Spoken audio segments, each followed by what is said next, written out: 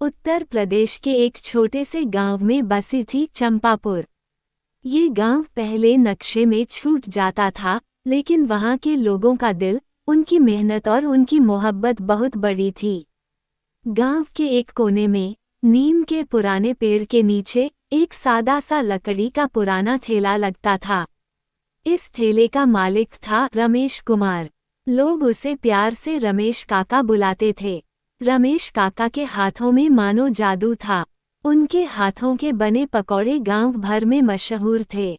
आलू के कुरकुरे पकौड़े, प्याज के खस्ता पकौड़े, हरी मिर्च के तीखे पकौड़े, इनका स्वाद ऐसा कि खाते ही मन खिल उठता। हर सुबह रमेश काका सवेरे उठकर खुद ताज़ा सब्जियां चुन कर लाते। आटे में मसाले मिलाकर एक खास घोल बनाते जिसे वो रमेश का जादुई घोल कहते। उनका मानना था कि पकौड़ों में सबसे ज़रूरी है दिल और मेहनत।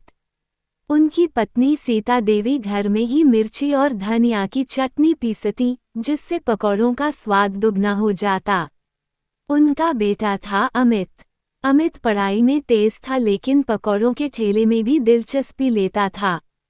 छुट्टी के दिन वह अक्सर अपने पिता के साथ ठेले पर जाता और नए नए आइडियाज़ देता। अमित जब 8 साल का था, तब पहली बार उसने अपने हाथों से पकौड़े तले। रमेश काका मुस्कुराते हुए बोले, बेटा, पकौड़ा बनाना आसान है, लेकिन उसमें आत्मा डालना कठिन है। ध्यान रखो, प्यार से बनाओ, सब से तलो और दिल से परोसो। अमित ने यह बात गांठ बांध ली। गांव के स्कूल में भी अमित के दोस्त अक्सर कहते, अमित, तेरे पापा के पकौड़े तो पूरे चंपापुर में सबसे टेस्टी हैं। अमित गर्व से मुस्कुराता, लेकिन उसके मन में एक सपना था, अगर इस ठेले को और बढ़ा सके, नई चीजें जोड़ें, तो कितना अच्छा हो।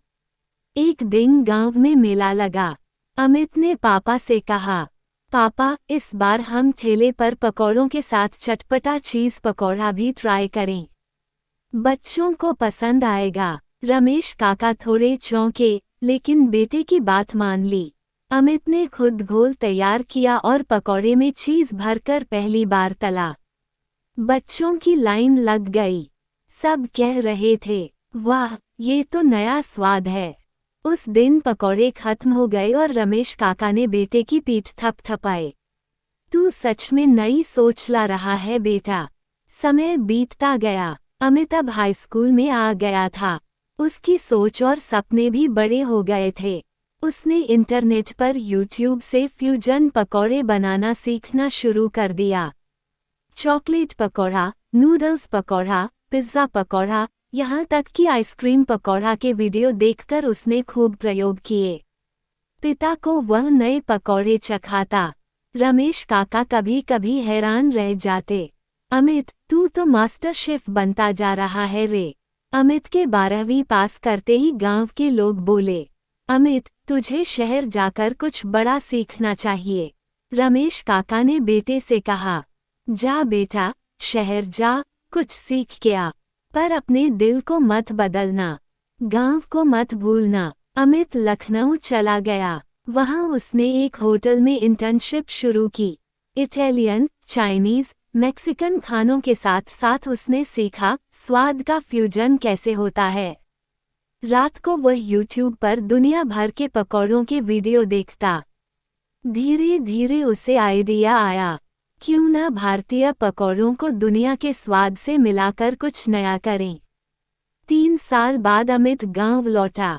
पिता ने पूछा, कैसा रहा शहर का अनुभव?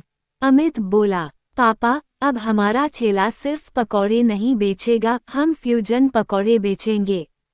उसने पिता के पुराने ठेले को नया रंग दिया।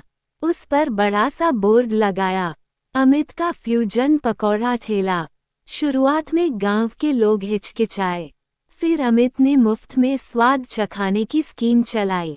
चीज़ बर्स्ट पकौड़ा, कॉर्न चाट पकौड़ा, सिजलिंग मंचूरियन पकौड़ा जैसी नई चीज़ें आईं।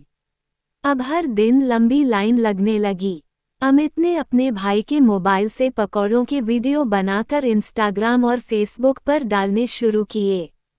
वीडियो वायरल हो गए। लखनऊ, कानपुर से लोग आने लगे। एक दिन एक फूड ब्लॉगर आया। उसने वीडियो बनाकर यूट्यूब पर डाला। एक हफ्ते में लाखों व्यूज आ गए। अमित के पकौड़ों का ठेला फेमस हो गया। लोग बोलने लगे, गांव के लड़के ने कमाल कर दिया। कुछ महीनों में इतनी कमाई हुई कि अमित ने अपने पिता से कहा, पापा, अब एक छोटा सा रेस्तरां खोलते हैं। नाम होगा अमित का फ्यूजन पकौड़ा हाउस। गांव में सब उत्साहित थे। अमित ने शहर से इंटीरियर डिजाइनर बुलाया। रेस्तरां का उद्घाटन गांव के प्रधान और रमेश काका ने मिलकर किया। पहले दिन ही भीड़ उमड़ पड़ी। रेस्तरां में पकौड़ों का मेनू बहुत अनोखा था। Tandoori paneer pakora, butter chicken pakora, ice cream pakora, fusion mix pakora थाली, मोमोज पकौड़ा, पिज्जा पकौड़ा। अब अमित का रेस्तरां सोशल मीडिया पर ट्रेंड कर रहा था। कई बड़े अखबारों में उसके बारे में लेख छपे।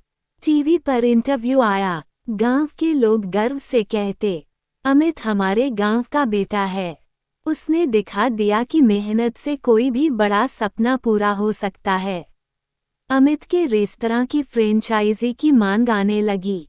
उसने अब तय किया कि हर जिले में अमित का फ्यूजन पकौड़ा हाउस खोलेंगे। उसने अपने पिता को कहा, पापा, आपकी सिखाई पकौड़ों की आत्मा को अब मैं पूरे देश में पहुंचाऊंगा। रमेश काका की आंखों में आंसू आ गए। उन्होंने बेटे को गले लगा लिया। आज अमित का सपना पूरे देश में फैल रहा है। चंपापुर से शुरू हुई पकौड़ों की जादुई यात्रा अब अंतर्राष्ट्रीय स्तर पर पहुंचने की तैयारी में है। कहानी से सीख, कभी अपने छोटे से काम को छोटा मत समझो। नई सोच, मेहनत और दिल से किया गया काम एक दिन बड़ा फल देता है। अपनी जड़ों को कभी मत भूलो। अमित के पकौड़े आज भी वो जादुई स्वाद देते हैं जिसमें एक बेटे का सपना, एक पिता की सीख और गांव की मिट्टी की खुशबू बसी है।